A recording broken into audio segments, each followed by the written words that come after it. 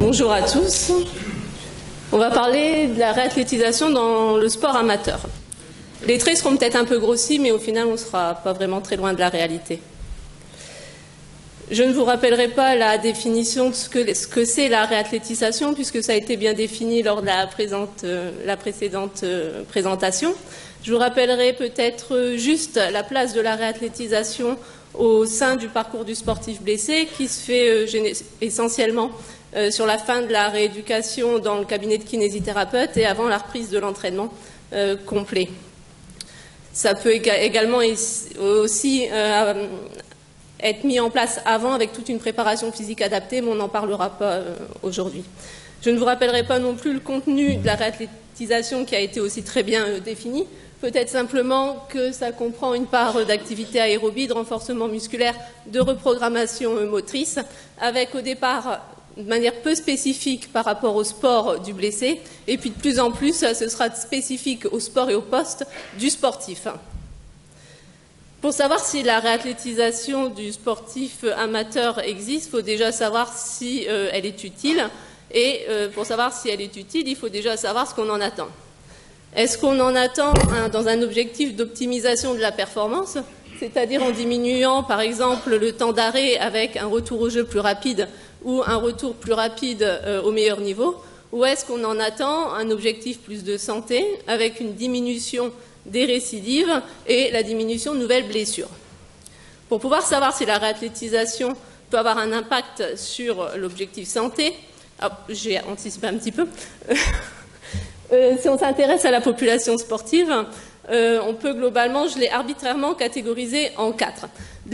Du sportif, il n'y a pas de flèche, c'est ça?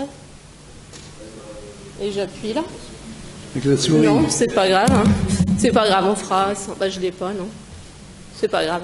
Ça peut aller du sportif, donc ça va du sportif de haut niveau avec le sportif professionnel jusqu'au sportif de loisir, en passant par le sportif de compétiteur que j'ai appelé de bon niveau, qu'on peut considérer par exemple du niveau national, au compétiteur qui peut être considéré peut-être du niveau régional, avec un nombre de pratiquants qui est inversement proportionnel au niveau sportif. Si on se considère comme un objectif de performance, il est bien évident que le sportif de haut niveau aura des exigences de performance qui seront bien supérieures aux autres sportifs. Par contre, je pense qu'il ne faut pas non plus oublier le sportif compétiteur de bon niveau, qui va certes avoir des objectifs de performance qui sont inférieurs aux sportifs de haut niveau, mais qui seront supérieurs aux sportifs de loisirs. Il existe donc plutôt un continuum avec une diminution progressive en termes d'exigence de performance. Par contre, après, si on part du côté de l'objectif de santé avec la diminution des récidives et des nouvelles blessures, on peut quand même considérer qu'on pourrait avoir le même niveau d'exigence quel que soit le sportif. Pour savoir si la réathlétisation a un intérêt sur le côté santé et diminution des récidives, on est un tout petit peu obligé de s'intéresser aux facteurs de risque de blessure. Ce ne sera absolument pas exhaustif, ce n'est pas le sujet du jour, mais ça permet d'étayer un petit peu le sujet. On sait que le principal facteur de risque de blessure sont les antécédents de blessure. Ça fait plus appel à la prévention, donc je ne vais pas le détailler. Par contre, on sait aussi que le niveau de fatigue et les variations importantes de charge de travail qui fait appel directement à la notion de physique et de capacité physique sont des facteurs de risque de blessure, et on peut facilement s'imaginer aussi que la capacité neuromotrice est aussi un facteur de risque. On sait également que quand on arrête l'entraînement, il y a un phénomène de désentraînement extrêmement rapide. On sait aussi, on l'a vu tout à l'heure, que la réathlétisation a un impact positif sur ces paramètres. On peut donc globalement, légitimement dire que oui, la réathlétisation a un intérêt dans la prévention des risques de blessure. Maintenant, est-ce qu'elle est efficace?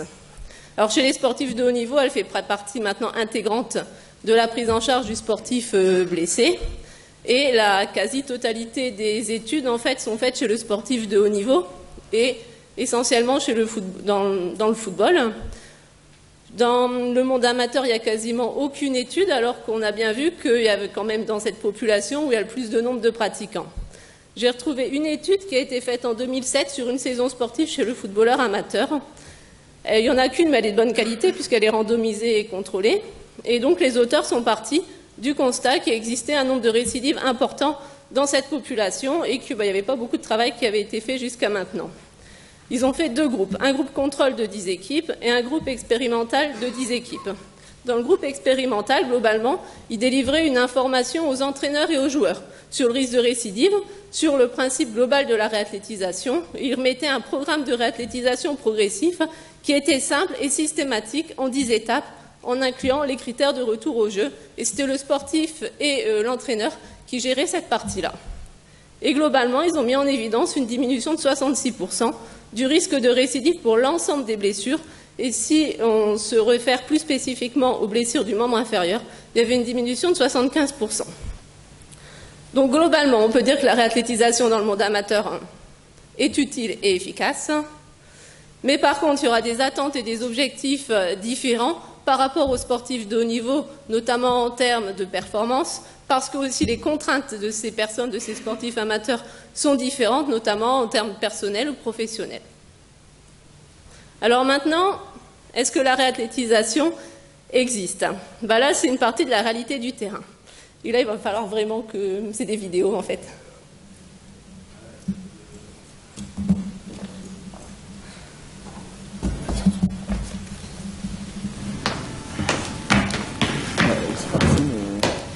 Ouais, c'est bon, ça va aller, on va voir. Je sais pas pourquoi ça marche pas. Voilà. C'est bon, merci. Donc, globalement, vous voyez je vais tous les lancer en même temps. C'est des sportifs qui ont certes un âge un petit peu différent, mais dont les objectifs finaux sont équivalents. Je vais les repasser individuellement.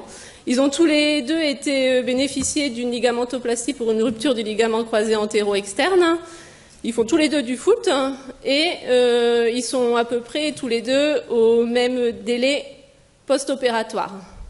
Et donc quand on regarde, vous l'avez vu tout à l'heure, c'est pas... Bon, c'est pas extraordinaire le visionnage, j'espère que vous avez pu le voir tout à l'heure, mais que globalement, au niveau de la qualité du saut et de la reprise, la réception du saut, voilà, c'est pas exactement la même chose, et donc on peut facilement s'imaginer que la reprise du sport ne va pas s'effectuer dans les mêmes conditions. La réalité du terrain, c'est aussi lorsque vous avez un patient qui a fini sa prise en charge en cabinet chez le kinésithérapeute, vient vous voir en consultation, où vous commencez à vous poser la question de savoir comment vous allez pouvoir initier la réathlétisation, et puis vous vous rendez vite compte en fait que vous n'êtes pas vraiment dans le même projet objectif du patient, qui lui vient vous voir pour avoir l'autorisation de reprendre l'entraînement et jouer le week-end prochain en match. Puis à côté de ça, il y a aussi parfois l'entraîneur qui trouve aussi un peu le temps long et puis qui peut parfois mettre aussi un peu la pression sur le joueur. Puis quand vous faites part un peu au patient de la notion de la réathlétisation, de son importance, tout de suite, il vous rassure en vous disant vous inquiétez pas, je vais y aller doucement et puis je vais reprendre tranquillement et surtout, je ne vais pas prendre de risques. Parce que pour lui, globalement, comme on l'a dit tout à l'heure, c'est qu'on lui a dit au départ qu'il en avait pour 6 semaines, ça fait 6 semaines qu'il n'a rien fait, donc il peut reprendre. Or, je pense que si on veut vraiment améliorer la prise en charge du sportif amateur, il faut améliorer cette partie du timing entre la fin de la prise en charge chez le kinésithérapeute et le retour au jeu. Simplement, c'est un vaste chantier. Un vaste chantier parce que globalement, il y a une méconnaissance de la réathlétisation par le monde amateur. Autant chez le sportif de haut niveau, c'est quelque chose qui est acquis, ce qui fait que c'est pas si difficile que ça à gérer. Autant dans le monde amateur, c'est un concept quand même qui est très flou et ils n'ont pas conscience de son importance et de son intérêt. Après, il y a la question qui fait la réathlétisation. Est-ce que ce sont les préparateurs physiques? Préparateurs physiques où ils peuvent avoir des formations extrêmement différentes, puisque ça va du diplôme d'université avec des contenus différents en fonction des facs, qui est accessible à tout le monde, et ça peut aller jusqu'à un cursus universitaire avec une thèse de sciences. Ce qui fait qu'on a affaire à des personnes qui ont des compétences et une sensibilisation différente à la réathlétisation. Et puis après, pour le sportif amateur, jusqu'à quelle spécificité dans la prise en charge en termes du sport, en termes du poste, en fonction du type de blessure, il faut aller. Ensuite, pour quel coût? Et là, il y a toute la problématique financière aussi qui en découle et qu'il faut régler. Et puis après, comme on l'a vu tout à l'heure, il existe des spécificités du monde amateur par rapport au haut niveau, notamment en termes d'exigence de performance. Et on a vu aussi qu'il y avait des profils différents au sein même du monde amateur, ce qui en fait toute sa difficulté. Alors, comment la mettre en place? Je pense qu'on peut déjà partir du principe que tout ce qui est simple est faux, on dirait incomplet pour nous, mais que tout ce qui ne l'est pas est inutilisable. Et qu'entre les photos de gauche, où on passe directement du cabinet de kinésithérapie au match, et les photos de droite, où la réathlétisation peut se faire vraiment dans des conditions matérielles et humaines optimales, eh bien, il y a un juste milieu à trouver et à faire. Et ça passe déjà dans un premier temps, je pense, par une sensibilisation. Une sensibilisation à l'ensemble du monde sportif, autant des sportifs, mais aussi des encadrants, des éducateurs, des entraîneurs, pour faire prendre conscience de l'importance de la réathlétisation. C'est effectivement une reprise qui doit se faire de manière progressive, mais si on met juste progressif, ça ne veut pas dire grand-chose. Donc effectivement, ça doit être par étapes successives, avec une augmentation progressive des contraintes, que ce soit en termes physiques ou techniques, de manière spécifique au sport du sportif qui était blessé et qui redevient sportif, et voire à son poste. Et ceci avant la reprise de l'entraînement complet et la compétition. Alors la réathlétisation du sportif amateur, est-ce qu'elle a un intérêt? Oui. Est-ce qu'elle existe vraiment? Pas réellement actuellement. Il y a beaucoup de variables dans le monde amateur, comme on l'a vu, et c'est ça qui en fait toute sa difficulté de prise en charge. Et puis il n'y a pas les mêmes nécessités que pour le sportif de haut niveau. Or, on a vu que pour l'ensemble des travaux qui sont faits actuellement, sont faits pour le sportif de haut niveau et qu'il est difficile de transposer le sportif de haut niveau au monde amateur parce que globalement, on n'a pas les mêmes moyens. Donc des perspectives, bah oui, il y en a, parce qu'il y a beaucoup de choses à construire et à faire. Et je voulais finir par remercier Jonathan Catalano, qui est au centre de cette photo, qui est à l'origine de l'ensemble des iconographies. Voilà. Et qui m'a fait découvrir la réathlétisation il y a quelques années. Merci.